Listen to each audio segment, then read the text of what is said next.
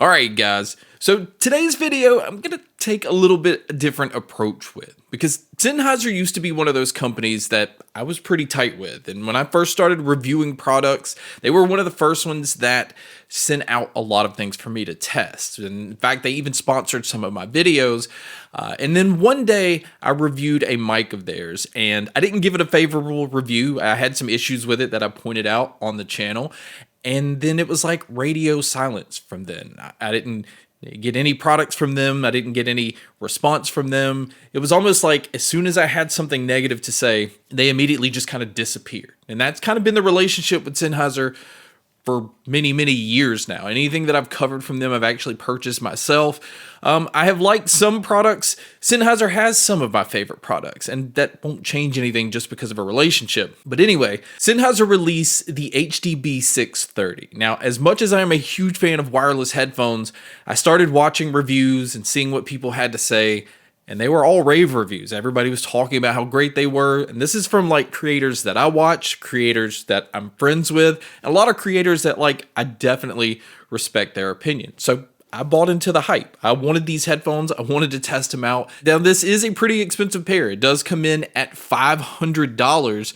And that was my hesitation at buying them at first, because $500 is quite a bit for this type of headphone. Some of my personal favorites, though, I do have to point this out. I am a huge fan of the Focal Batiste, and I'm actually a very big fan of the Bose Quiet Comfort Ultras. I'm not a huge Bose fan, but there's something about the way those were tuned that's always caught my attention. So, after everything I heard about the HDB 630s, I had to test them out. And to start with, my initial impressions are this. $500, the look and the build quality of these do not scream $500. There's nothing about them that makes me go, wow, this is what I'm paying for. And then even testing out the noise canceling, because these are a noise canceling pair of headphones. They are nowhere near the noise canceling that the Sony XM6 has, or the Bose Quiet Comfort Ultras. So that already kind of had me going, what is it I'm paying for? But I'm fine with it as long as the sound can check that box, which we will talk about that a little bit later. But going to the build quality, it is pretty much like an all plastic build. It is solid. I don't have any issues thinking these are going to break. It doesn't look like anything special. It kind of looks like the Momentum 4s, just like a step up maybe. It says it has like this Japanese leather up top. I don't know what Japanese leather makes it any different from any other kind of leather. The padding is actually pretty nice up top. It's a very comfortable headphone. The ear pads are very, very soft. You can tell there's memory foam. It is quite deep, which this helps with isolation. It has a 2.5 connection because it comes with a 2.5 millimeter to 3.5, so you can use it as like a standard headphone jack.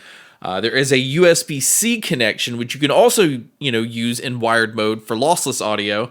It does come with an airline adapter. I don't think anybody really ever uses that. And it comes with a pretty nice hard case. And the huge selling point for a lot of people, especially people with Apple devices, is the BTD 700 USB-C dongle that it comes with, because iPhones can't give you those higher end Bluetooth codecs that you get with a lot of Android phones. So the solution to this is the dongle that they've included, and it allows your iPhone to transmit in aptX HD, aptX Adaptive. So it's giving you those high-res codecs that you don't normally get. So that's a huge plus. But I'm an Android user, and I'm able to use, have lossless audio without this dongle. So this part isn't a huge selling point for me, other than using it with my Surface Pro 11. That I do like, because it just, again, just for a convenience factor, it's easier to just kind of plug that in. And sometimes Windows, when it comes to Bluetooth, just isn't always the best. Now, one thing I do want to talk about, something that kind of annoys me, are the functionality or the controls of these. I do not like touch controls. I don't like swipe gestures, and I don't like the way that this thing just automatically comes on, and sometimes it doesn't, and sometimes you have to power it on, and sometimes you have to just power it off. Sometimes it'll do it on its own. Just, again, I like buttons for everything. I don't like automated things, because sometimes it just is doing something you don't want it to do. Because sometimes I put the headphones on, it'll just come on and start playing music, and I don't want it to just blast music at the last, volume that I was listening to. Or maybe I just want to put it on and kind of like gradually work my way into listening at a volume that I'm comfortable listening to.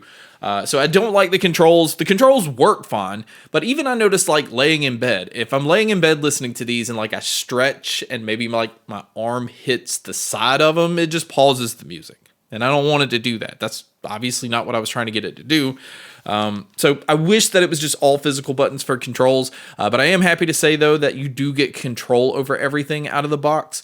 It even has smart sensors, so when you take them off your head, it'll just automatically pause, and then it'll just go back to what you're listening to when you put them back on. Some other tech in here is it is Bluetooth 5.4, so it's not, the newer Bluetooth 6.0 or anything higher than that, but it does support multi-point connection. It does also have a gaming mode, so if you're going to use them for movies or TV shows or gaming, you can use this to kind of cut down any kind of lag. There are EQ options within the app, and this is another huge selling point on here.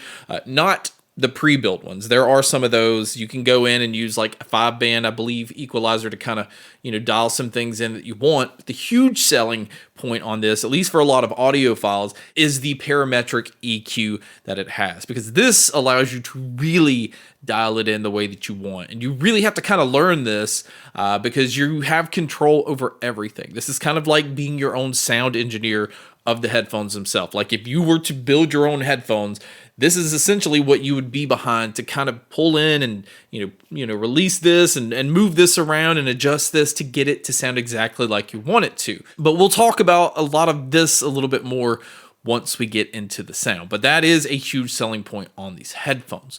Now, if you are going to use these for taking phone calls, I would say the mics are okay. It's not the best that I've heard, but it's far from the worst that I've heard as well. But you guys can be a judge by listening to a quick test here. So here is a quick mic test outdoors using the HDB 630. It's a little noisy outside. I actually can hear a plane off to the side, but this is just to give you an idea of what it would sound like if you were to take a call public. So now let's talk about the sound. Now these are using 42 millimeter drivers, and I have to say this, the first time that I used these, first time that I took them out of the box, took them out of the case, put them on my head, and I don't know if it's because of the expectations that I had, or maybe it's just because, me being used to some of the other headphones that I was testing, I was a little underwhelmed. But this happens all the time. So if you're somebody that reviews headphones, or you're somebody that goes through a lot of different audio products for whatever reason, you'll know that it kind of takes a little bit of time to kind of, adjust to what you're testing or what you're listening to at the moment. And it can take a little bit, because if I came from listening to something extremely vibrant or way over the top when it comes to bass, and the next headphone doesn't have that, it's going to feel like it might be lacking a little bit, when essentially you have to kind of separate from the thing that you just tested to go into what you're listening to now. And I can say that definitely after the first, couple of listens, the Sennheiser HDB 630 lives up to the hype.